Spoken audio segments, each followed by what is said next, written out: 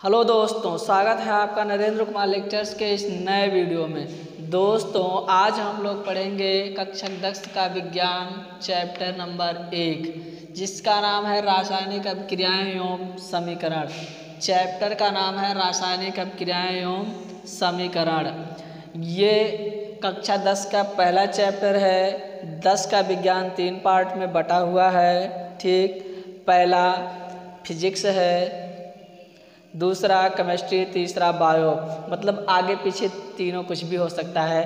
पहले केमिस्ट्री आता है, फिर बायो आता है, तब आपका फिजिक्स आता है। तो पहला चैप्टर जो लिया गया है ये केमिस्ट्री से आता है। ठीक, तो हम यहीं से स्टार्ट करेंगे। जब इस चैप्टर में प्रवेश करते हैं तो हमें सबसे पहले परिवर्तन देखने को मिलता है कि परिवर्तन किसे कहते हैं। ठीक, अब आप लोग कक्षा 7 में पढ़े होंगे परिवर्तन क्या होता है, परिवर्तन किसे कहते हैं। परिवर्तन 2 प्रकार के होते हैं। पहला भौतिक परिवर्तन, दूसरा रासायनिक परिवर्तन। ठीक, भौतिक परिवर्तन में नए पदार्थ, नए रसायन का निर्माण नहीं होता है, और रासायनिक परिवर्तन में नए रसायन का निर्माण होता है। ठीक, तो आइए हम लोग यहाँ से स्टार्ट करते हैं भौतिक परिवर्तन से। अब देखो, मेरे पास एक कागज़ है, ये कागज़ रहा। ठीक, अगर मैं इस कागज़ को फाड़ देता हूँ, इस कागज़ को हमने क्या किया, फाड़ दिया, ये 2 कागज़ हो गया। तो ये कागज़ जिस केमिकल का बना था, क्या इसका केमिकल चेंज हो गया? इसका अलग केमिकल हो गया, इसका अलग नहीं हुआ है। क्या इस कागज़ का केमिकल चेंज हो गया? नहीं चेंज हुआ है। जिस केमिकल का बना था वही केमिकल इसका भी है और वही केमिकल इसका भी है। अगर इसके शेप को मैं चेंज कर देता हूँ, ये ऐसे है, इसको हमने चेंज कर दिया, तो क्या इसका केमिकल चेंज हो गया? नहीं, केमिकल चेंज नहीं हुआ है। जब केमिकल चेंज नहीं हुआ, नए पदार्थ का निर्माण नहीं हुआ, तब वो भौतिक परिवर्तन है, रासायनिक परिवर्तन नहीं है। यानी भौतिक परिवर्तन में नए पदार्थों का निर्माण नहीं होता है, नए पदार्थों का या फिर नए रसायन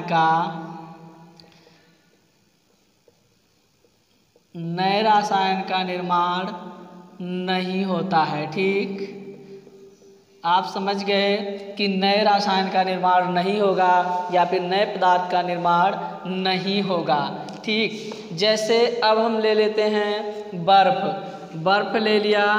बर्फ़ आप जानते होंगे, इसको थोड़ा गर्म किया, गर्म करने पर यह जल बन जाता है। क्या? जल। इस जल को भी गर्म करते हैं, तब जल वाष्प बन जाता है। क्या? जल वाष्प बन जाता है। अब ये रासायनिक अभिक्रिया है कि भौतिक अभिक्रिया है, यानी कि भौतिक परिवर्तन है कि रासायनिक परिवर्तन है, ये जानना है। तो हम इसके रसायन को लिखते हैं कि इसका रसायन क्या होता है। तो आप ध्यान रखिए, बर्फ़ का होता है H2O। ठीक, और जल का भी क्या होता है? H2O। जलवाष्प का भी वही होता है, H2O। यानी तीनों का रसायन क्या है? H2O है। ठीक, चेंज नहीं हो रहा है। जब रसायन चेंज नहीं हुआ, तब ये क्या हो गया? ये हो गया भौतिक परिवर्तन। कौन सा? भौतिक परिवर्तन हो गया। ठीक, अब भौतिक परिवर्तन में नए रसायन का निर्माण नहीं होता है। ठीक है, आप भौतिक परिवर्तन जान गए होंगे, कक्षा 7 में पढ़े हैं, फिर भी मैं यहाँ बता दे रहा हूँ। तो ये होता है हमारा भौतिक परिवर्तन, जिसमें नए रसायन का निर्माण नहीं होता है। जैसे कि आपने जाना, बर्फ, जल, जलवाष्प, इन तीनों में रसायन चेंज नहीं हुआ। H2O, H2O, H2O जब चेंज नहीं हुआ, तब ये भौतिक परिवर्तन है। ठीक, और आपका बोर्ड यहाँ से क्वेश्चन नहीं पूछता है, आपका बोर्ड यहाँ से क्वेश्चन नहीं पूछेगा। आपका बोर्ड रासायनिक परिवर्तन यहाँ से क्वेश्चन पूछेगा, और रासायनिक परिवर्तन को रासायनिक अभिक्रिया कहते हैं। क्या कहते हैं? रासायनिक अभिक्रिया, जो कि चैप्टर का नाम है। क्या? चैप्टर का ही नाम है रासायनिक अभिक्रिया। तो अब हमें जानना है रासायनिक परिवर्तन। भौतिक परिवर्तन आप जान चुके हैं क्या होता है, और यहाँ से बोर्ड क्वेश्चन नहीं पूछेगा। आगे आते हैं रासायनिक अभिक्रिया में। देखो मेरे पास एक कागज़ है, ये कागज़ लिया, अगर मैं इसको जलाता हूँ, क्या करता हूँ? जला देता हूँ। आप देख पा रहे होंगे कि हमने इस कागज़ को जला दिया, तो इससे क्या निकल रहा है? ऊष्मा निकल रहा है, और ये राख निकल रहा है। क्या? CO2 निकला और ये राख निकला। ठीक, ये राख निकला और इसमें से गैस निकला, ऊष्मा भी निकला। ठीक, हमें क्या क्या प्राप्त हुआ? ऊष्मा प्राप्त हुआ, राख भी प्राप्त हुआ, कार्बन डाइऑक्साइड यानी गैस भी प्राप्त हुआ, हमें तापमान भी मिला यानी कि ताप भी मिला। ठीक, इसमें से 3-4 चीज़ प्राप्त हुआ है। तो जब कागज़ जलाया गया जिस केमिकल का था, आज जब जला दिया गया, जो अभी जलकर गिरा है राख और ये कागज़, दोनों का केमिकल चेंज है, अलग अलग है कि एक है? तो बिल्कुल, कागज़ का केमिकल जलने से पहले कुछ और था। कागज़ का केमिकल जलने से पहले कुछ और था, लेकिन जब इसको जला दिया गया है तो इसका केमिकल चेंज हो गया है, यानी नए रसायन का निर्माण हुआ है। और जब नए रसायन का निर्माण होता है, नए पदार्थ का निर्माण होता है, तो उसे हम कहते हैं रासायनिक परिवर्तन। क्या कहते हैं? रासायनिक परिवर्तन। मैं आशा करता हूँ कि आपके समझ में आया होगा रासायनिक परिवर्तन। तो रासायनिक परिवर्तन में नए पदार्थों का, नए रसायन का निर्माण होता है। क्या होता है? निर्माण होता है। नए रसायन का निर्माण होता है। ठीक, समझ गए कि इसमें क्या होगा? नए रसायन का निर्माण होगा। जैसे अगर अभी हम ले लेते हैं CaCO3, ठीक, इसको ले लिया। अगर हम इसको गर्म करते हैं, क्या करते हैं? गर्म करते हैं तो CaO, ठीक, कैल्शियम का ऑक्साइड और प्लस CO2, क्या? CO2 कार्बन डाइऑक्साइड, कैल्शियम का ऑक्साइड और कार्बन डाइऑक्साइड। क्या ये जो केमिकल है और ये जो केमिकल है अलग अलग है? जी, ये केमिकल और ये केमिकल अलग अलग है। क्या है? अलग अलग है। ठीक, ये अलग केमिकल है और ये अलग केमिकल है, यानी कि अभिक्रिया हुआ है, रासायनिक परिवर्तन हुआ है। क्या हुआ है? रासायनिक परिवर्तन हुआ है। और रासायनिक परिवर्तन को ही रासायनिक अभिक्रिया कहते हैं। क्या कहते हैं? रासायनिक अभिक्रिया कहते हैं। रासायनिक अभिक्रिया कहते हैं। ठीक, रासायनिक परिवर्तन को रासायनिक अभिक्रिया कहते हैं। अब कुछ उदाहरण देता हूँ, वो बोर्ड में पूछा जाता है। जैसे कि कागज़ का जलना अभी जलाया गया था, आप देखें हैं क्या क्या प्राप्त हुआ था?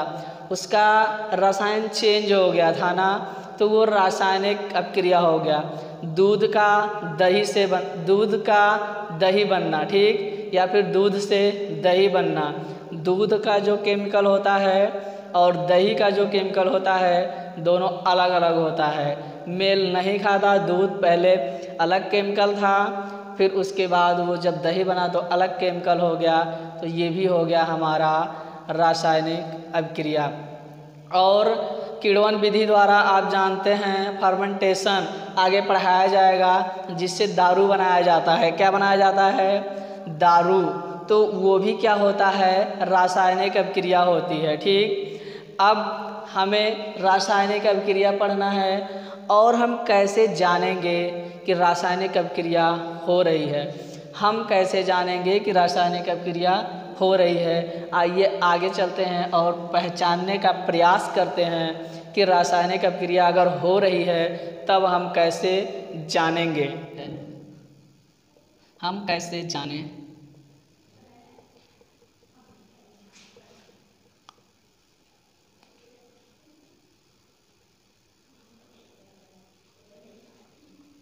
हम कैसे जानें कि रासायनिक अभिक्रिया हो रही है, ठीक। तो इसमें पहचानने के लिए 3-4 पॉइंट आता है, उसकी सहायता से या उसकी मदद से आप जान सकते हैं कि रासायनिक अभिक्रिया हो रही है।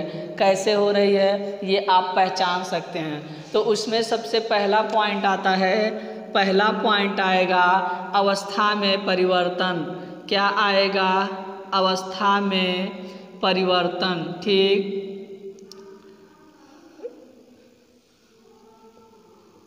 अवस्था में परिवर्तन आएगा।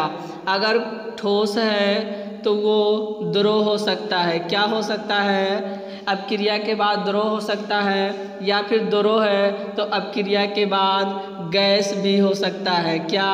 गैस भी हो सकता है। यानी कि उसके अवस्था में क्या हो जाएगा? परिवर्तन हो जाएगा। अवस्था में परिवर्तन हो जाएगा। दूसरा नंबर, गैस का निकलना। गैस का निकलना, ठीक। गैस भी निकलता है। अभी जब कागज़ जलाया गया था तो आप देख रहे थे उसमें से गैस निकल रहा था, धुआं निकल रहा था कि नहीं निकल रहा था। तो जब रासायनिक अभिक्रिया होगी तो अवस्था में परिवर्तन होगा और गैस भी निकलेगा, ठीक। गैस निकलेगा और अवस्था में परिवर्तन होगा। अगला आता है तापमान में परिवर्तन। किसमें? तापमान में परिवर्तन।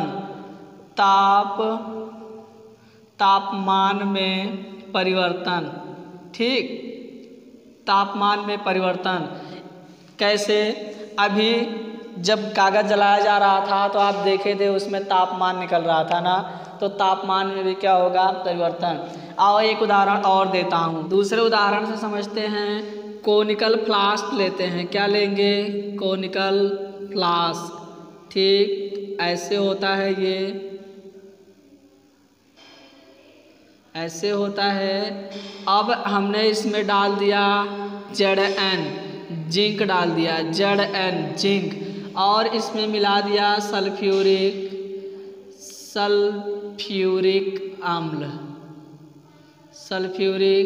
अम्ल।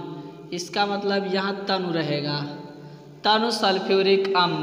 हमने इसमें मिलाया तनु सल्फ्यूरिक अम्ल। तनु सल्फ्यूरिक अम्ल क्या होता है?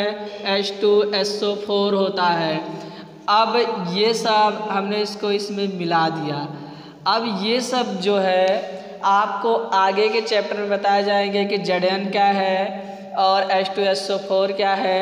ये सब आगे के चैप्टर में बताए जाएंगे। यहाँ तो केवल उदाहरण लिया जा रहा है, ठीक। अब आप कक्षा 6, 5, 4 में नहीं हैं, 7, 8 में नहीं हैं कि आप कुछ भी इग्नोर कर देंगे। आपको एक एक पॉइंट पढ़ना होगा, एक एक चीज़ पढ़ना होगा, तभी आप बोर्ड में अच्छा नंबर ला सकते हैं, ठीक। अगर नहीं पढ़ेंगे तो आप अच्छा नंबर नहीं ला पाएंगे। इसलिए आपको इग्नोर नहीं करना है, केवल व केवल आप पढ़ना है। तो जब हम H2SO4 इसमें मिलाते हैं तो Zn प्लस H2SO4 जब मिलाएंगे तो इसमें से H2 गैस निकलेगा। क्या निकलेगा? H2 गैस निकलेगा। तो यहाँ हमारा H2 गैस तो निकल ही गया, H2 गैस निकल गया और प्लस बच क्या गया? Zn और SO4 जिंक का जिंक सल्फेट बचा। क्या बचा? Zinc sulphate. ये क्या है? लवण है और ये गैस है। यही गैस निकल गया। और तापमान, यहाँ गैस निकलना बता दिया गया कि गैस कैसे निकल गया, कागज़ जलाकर भी बताया गया। और यहाँ तापमान में परिवर्तन, अगर आप इसको टच करते हैं, छूते हैं तो ये गर्म होगा। ये फ्लास्क क्या होगा? गर्म होगा, जिससे आपका हाथ भी जल सकता है, ठीक। तो ये था हमारा गैस निकलना, तापमान में परिवर्तन, आप जान गए होंगे। चौथा आता है हमारा रंग में परिवर्तन, रंग में परिवर्तन यानी कि कलर में परिवर्तन। किसमें? कलर में परिवर्तन। अब कलर में परिवर्तन कैसे? जैसे कि अभी कागज़ जलाया गया था, कागज़ जला, पहले वाइट था लेकिन जलने के बाद क्या? ब्लैक हो गया था। राख उसका क्या हो गया था? ब्लैक। हुआ था कि नहीं हुआ था? बिल्कुल हुआ था। तो वो हमारा हो गया कलर में परिवर्तन।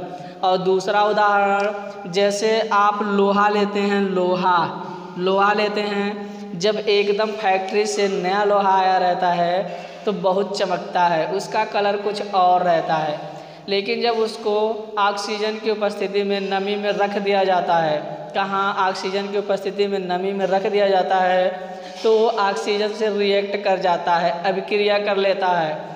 और अभिक्रिया करने के बाद उस पे ऑक्सीजन का यानी कि एक लेयर बना लेता है। क्या? पतला सा लेयर बना लेता है जिसे मूर्छा कहते हैं। क्या कहते हैं? मूर्छा। और वो भूरे कलर का होता है। पहले जो लोहा जिस कलर का था अब वो कलर चला गया है, दूसरा कलर आ गया है, यानी कि रासायनिक परिवर्तन हो गया है। उस लोहे का कलर क्या हो गया? चेंज हो गया, भूरा हो गया। ठीक, ये होता है कलर में परिवर्तन, रंग में परिवर्तन। अब यहाँ से सबसे महत्वपूर्ण क्वेश्चन आता है कि मैग्नीशियम का पेपर जलाने से पहले उसको साइन पेपर से क्यों रगड़ते हैं? ये मैग्नीशियम का रिबन हो गया। ये Mg का क्या हो गया? रिबन हो गया। और हमें इसे क्या करना है? जलाना है। क्या करना है? जलाना है। ठीक, इसको हमें जलाना है। तो जलाने से पहले इसे हम साइन पेपर से क्यों रगड़ते हैं? जलाने से पहले इसे हम साइन पेपर से क्यों रगड़ते हैं? तो ये क्वेश्चन बोर्ड पूछता है तो आप क्या लिखेंगे कि मैग्नीशियम का रिबन जब वायु में खुला छोड़ दिया जाता है तो ये ऑक्सीजन से क्रिया कर लेता है। किससे? Mg+O2। ठीक, ये ऑक्सीजन से क्या करेगा? क्रिया कर लेगा। और क्रिया करने के बाद MgO बनाएगा। क्या? MgO, मैग्नीशियम का ऑक्साइड बना लेगा। और मैग्नीशियम पे एक परत जम जाएगा, पतला। क्या जम जाएगा? परत, जो जलाने पर अच्छे से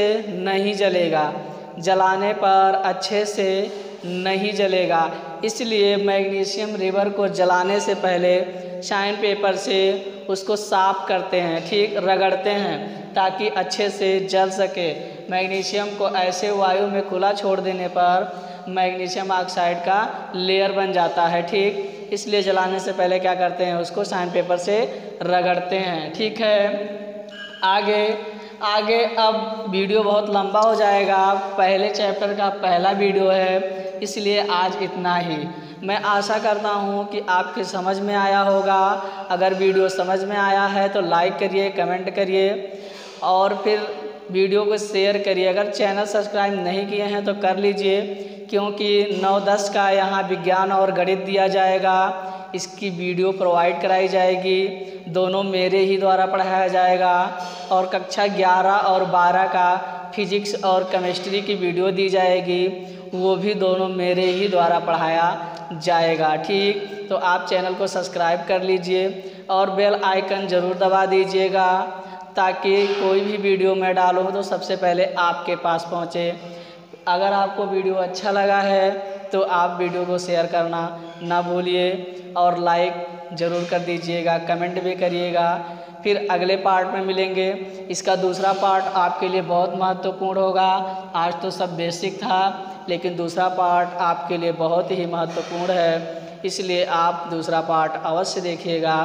तब तक के लिए फिर मिलेंगे अगले वीडियो में। तब तक के लिए जय हिंद।